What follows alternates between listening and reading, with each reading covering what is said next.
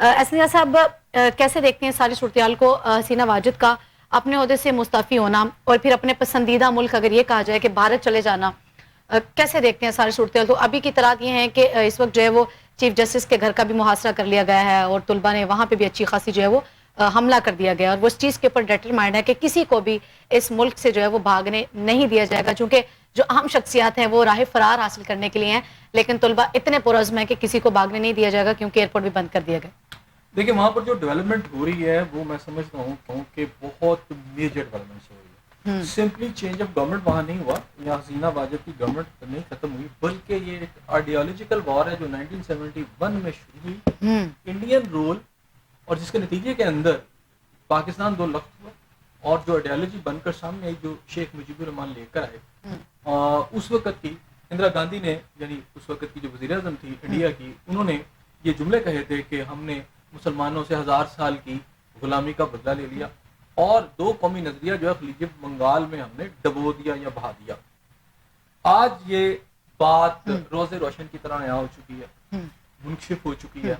ثابت ہو چکی ہے۔ ایسا ہے ایسا سب کہ بنگالی جو طلباء کا ہے وہ کہتے ہیں کہ ملک میں چونکہ ایک چلا کی کیفیت بھی جو تھی وہ کشیدہ ہوتی دکھائی دے رہی ہے، لیکن جو طلباء ہیں وہ اس معاملے میں بڑے پرعزم دکھائی دیتے ہیں۔ وہ کہتے ہیں کہ کسی صورت بھی جو ہے وہ ماشاء اللہ ہم نہیں لگنے دیں گے، اور ڈھاکہ کی جانب جو ہے وہ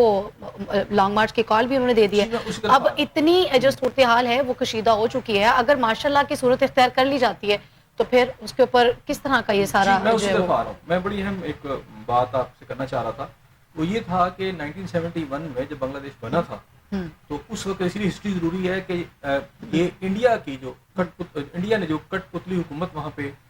جو تھی شیخ مجیب الرحمان کی شکل میں وہاں انسٹال کی تھی، اس کو کامیاب کروایا تھا۔ آج یہ ثابت ہوا کہ انڈین آئیڈیالوجی جو تھی اس حوالے سے پاکستان کے حوالے سے، یا اندرا گاندھی نے جو باتیں کی تھی خلیج بنگال میں دو قومی نظریہ بہا دیا، آج ثابت ہوا کہ وہ دو قومی نظریہ آج بھی زندہ و جاوید ہے، جیتی جاگتی ایک تصویر ہے، ثبوت ہے۔ اور اس کے ساتھ ساتھ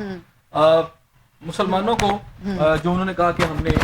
1000 سال کا جو ہم نے بدلہ لیا ہے، اچھا وہ بدلہ بھی نہیں لے سکے۔ سمپل سی بات ہے کہ وہ کوئی بدلہ بھی نہیں لے سکے۔ آج وہ ساری چیزیں رپیٹ ہوئی، بنگلہ دیشی عوام سڑکوں پر نکلی، اور تھوڑی دیر بھی میں بتا رہا ہوں کہ یہ جتنے لوگ ہیں احتجاج ہوا، پورا ٹیک اوور ہوا،